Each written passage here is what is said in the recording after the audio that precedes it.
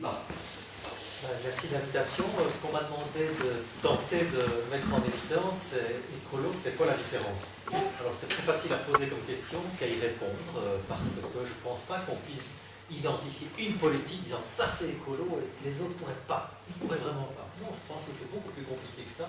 D'ailleurs, si c'était ça, alors on est sûr que ça ne se mettrait jamais en œuvre. Parce que donc, les idées, ça se communique, c'est la contamination, la contagion culturelle, comme on a eu l'habitude de le dire, et il ne faut pas non plus ignorer le fait que d'autres aussi peuvent nous faire évoluer. Ça, c'est l'évolution des choses, l'évolution d'une formation politique.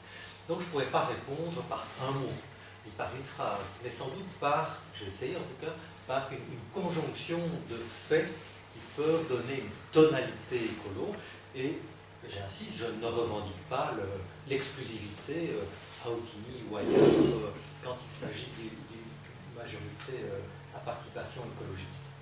En plus, s'agissant d'une commune, les réalités sont extrêmement différentes. D'une commune à l'autre, a fortiori quand c'est des communes dans des régions différentes, sans doute qu'entre Cour-Saint-Étienne, même s'il y a des différences entre Cour-Saint-Étienne et Otigny, voilà, là, il doit y avoir plus de similitudes, et j'y reviendrai sans doute à l'occasion. D'abord, quelques éléments de contexte. À Otigny, on est en majorité depuis 89. Ça fait 21 ans qu'il y a des participations écologistes.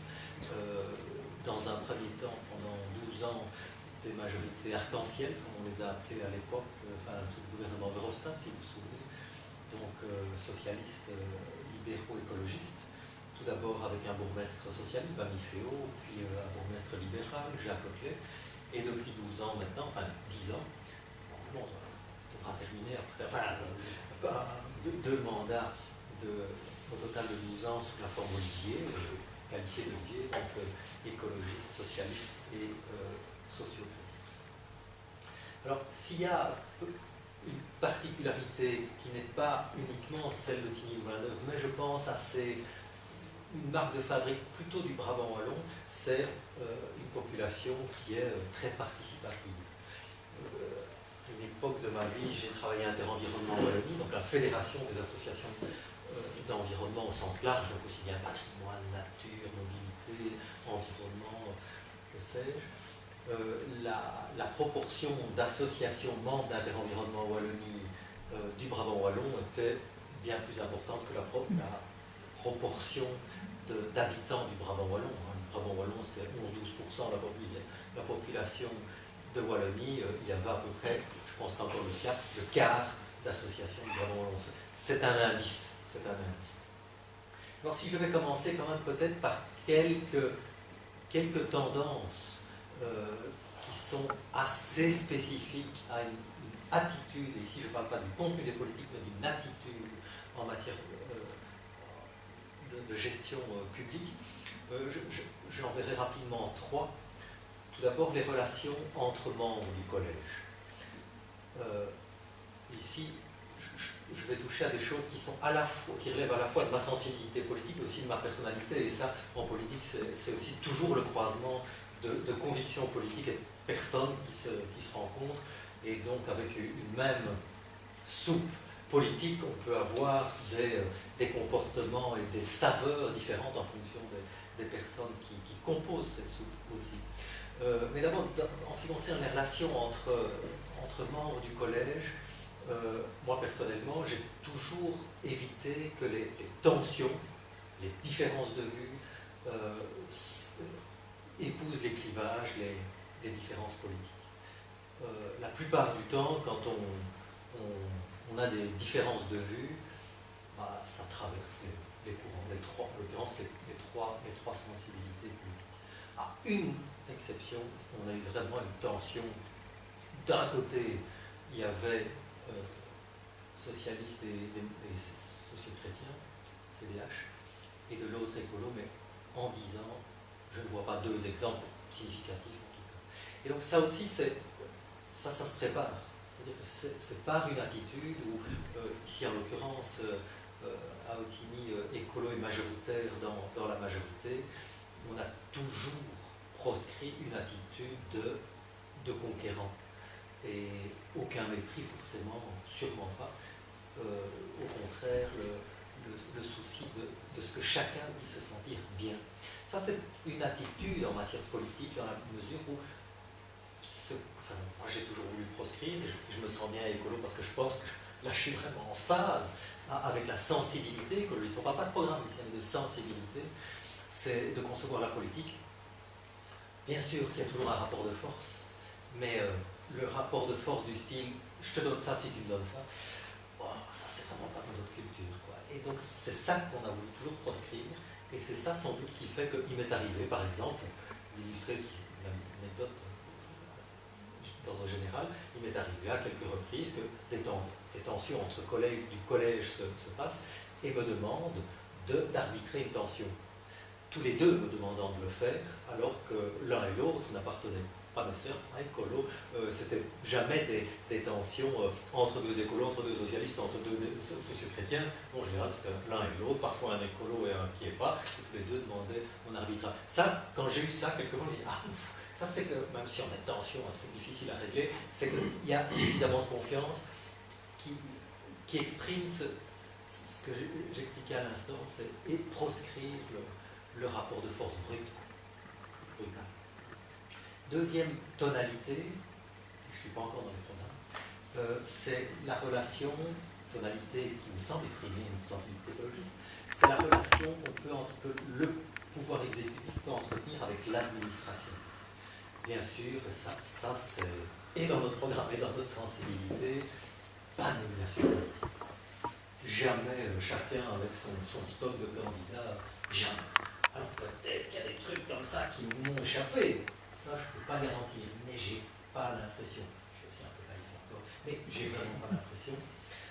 Et donc la pratique est devenue, et à nouveau je ne dis pas qu'on est les seuls à faire ça, sûrement pas, j'espère. Ce serait triste à périr, mais en tout cas, ça au moins, j'espère que c'est acquis quand il y a un poste à pourvoir, sauf quand il faut remplacer le front. Dans ce cas-là, on demande toujours à l'administration d'ailleurs. Mais quand il y a un poste à pourvoir, c'est un jury avec le patron du service concerné, avec le responsable du service du personnel. Et en général, ça dépend de l'ampleur de la fonction, de l'importance de la fonction. On fait appel à des fonctionnaires qui exercent un métier équivalent à celui au poste pour lequel on procède à recrutement et qui exercent dans une commune voisine ou parfois plus loin. Donc ça, c'est une relation que j'ai envie de qualifier d'adulte entre l'administration et l'exécutif politique. Je dois vous dire que trouver la bonne limite entre ce que doit faire l'administration et ce que doit faire le politique n'est pas toujours très clair. C'est pas toujours facile à trouver. Je pense que moi, il m'a fallu sûrement plus que quelques mois pour arriver à, et encore de temps en temps, j'ai quelques hésitations, pour arriver à trouver la bonne distance, la bonne proximité.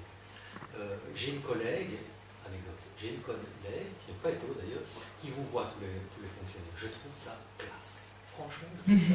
Moi, selon les gens que je connaissais ou que je ne connaissais pas, l'âge aussi, quand on a un fonctionnaire plus, je pense que c'est comme ça avec vous, mais, dans vos relations, mais quand j'ai un collègue qui est plus âgé, qui soit politique, j'ai tendance à le vous voyer. C'est peut-être plus jeune, j'ai tendance à le tutoyer. Mais je trouve que vous voyez tous les agents communaux, je trouve que ça a de la gueule.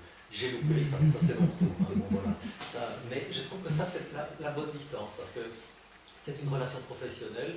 On ne part pas nécessairement en vacances ensemble, en principe non d'ailleurs. Donc on ne mélange pas les niveaux et on garde la bonne distance. On respecte la personne à vous. Moi j'aime bien ça. Je répète, moi j'aime.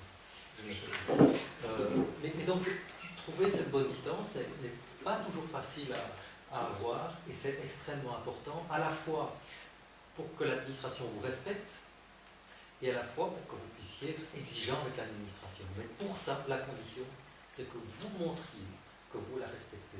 Et une façon de respecter l'administration, c'est de lui montrer que quand on a besoin de quelqu'un, je reviens à la procédure d'engagement, on veut choisir la personne qui convient le mieux pour le poste à pourvoir, et pas le copain d'un copain. Ça, c'est le départ. Je pense qu'avoir une relation saine démarre par ça. Ça ne suffit pas. On est en train de procéder à un audit général de l'administration. Au début, ça a été un peu l'inquiétude, pas nécessairement du côté des chefs de service, mais des agents, quoi. On veut faire des charrettes. En général, quand on parle d'audit dans une entreprise, c'est qu'on prépare des charrettes. C'est que ça va mal et qu'il y aura du licenciement à la clé, donc de l'évaluation personnelle. Donc on a dû expliquer que ce n'était pas du tout une évaluation des personnes, mais une évaluation des fonctionnements, comment les décisions sont prises, comment les hiérarchies se vivent, quelles sont les responsabilités des uns et des autres, responsabilités du chef de service et de l'échevin, du membre du collège concerné. Enfin, tout ça a été passé au crible et ça a été, je ressens maintenant qu'après le moment de stress, ça remonte il y a plusieurs mois, maintenant je sens qu'il y a non seulement une acceptation, mais une attente. Alors on en est où? Parce qu'effectivement, il y a des trucs qui ne vont pas. Donc ça, c'est les agents qui nous disent, c'est bien. Et donc pour arriver à une telle relation, il faut un respect mutuel. Et ça se travaille. Et la responsabilité en la matière, elle incombe au mandataire public. C'est lui qui passe, et c'est lui qui décide aussi. Il fait passer et il décide. Donc c'est à lui que revient le geste d'instaurer cette relation de respect mutuel. Troisième tonalité que je pense être inspirée d'une sensibilité écologiste, c'est la relation entre les mandataires et la population. Là aussi, j'allais dire une certaine sobriété. Pas toujours facile. Moi j'ai des collègues qui ont les deux difficultés. Soit de s'exprimer, de faire savoir ce qu'ils font, et d'autres c'est l'inverse. Il faut de temps en temps les calmer, parce que sinon ils diraient chaque fois qu'ils envoient un courrier, il faut que ça se sache, qu'on le sache. Donc il faut savoir trouver les bons équilibres. Il m'est arrivé à plusieurs reprises de solliciter à mes collègues, écolos ou pas écolos, on disait attends là t'as fait un truc génial, quoi, mais tu dois faire savoir ça.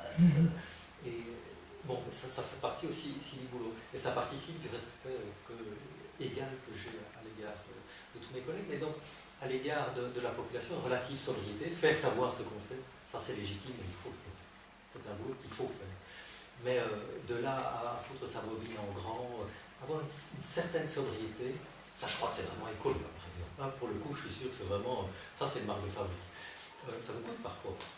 Mais je pense que dans la relation avec l'opinion publique, ça me semble important, parce que sinon, le politique, il apparaît comme quoi? Comme un marchand de savonnette, quoi. Trop, c'est trop, quoi.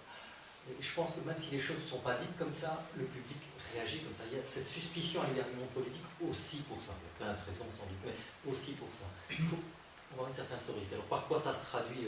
Par exemple, je ne sais pas si vous connaissez notre bulletin communal, il est réalisé par une journaliste, une attachée de presse. C'est vraiment pas un bulletin qui est l'organe publicitaire du collège. On parle de ce qu'on fait. Mais c'est une tierce personne qui en parle, qui cite bien sûr le membre du collège qui s'est appliqué, mais aussi les agents communaux qui ont contribué à mettre en œuvre telle ou telle chose. Et donc là, il y a une sobriété. Dans les comptes rendus du conseil communal, la parole de tous est respectée. C'est toujours la même journaliste qui fait ça. Ça veut dire qu'il n'y a jamais de dénigrement de la parole. C'est facile là-bas d'un collège de tourner en dérision l'expression de l'opposition. Il n'y a rien de plus facile. Franchement, on a tous envie de faire ça quand on a un débat un peu chaud. Le type en face qui te casse les pieds, vous avez envie, que après vous avez la plume pour faire la recension pour l'ensemble de la population de ce qui s'est passé, vous avez spontanément tendance à dire bon, sûr, on ne va pas le rater. C'est une journaliste qui fait regard extérieur. Bien sûr, le collège a son mot à dire sur les textes qui sont produits, mais jamais le propos dénigrant en l'égard de qui que ce soit. Voilà, donc ça, autre indice aussi, l'édito est signé alternativement par chaque membre du collège. Sobriété. C'est pas, souvent il faut le dire, je n'ai pas de contre-exemple, c'est le Mailleur qui fait son petit mot à chaque fois, je pense. Enfin bon, ça c'est comme ça partout, quoi. Je ne sais pas si c'est spécial pour Saint-Lévy, mais ce n'est pas l'exception, c'est comme ça. Je pense que c'est plutôt nous l'exception pour le coup. J'ai rarement vu, je n'ai jamais vu ça. Mais voilà, c'est un engagement qu'on a pris, et je pense que c'est aussi une tonalité, donc relative sobriété. Bref, dans les relations entre membres du collège, avec l'administration et avec le grand public, je crois qu'il y a, j'ai voulu indiquer une tonalité. Pas une exclusivité, mais une tonalité.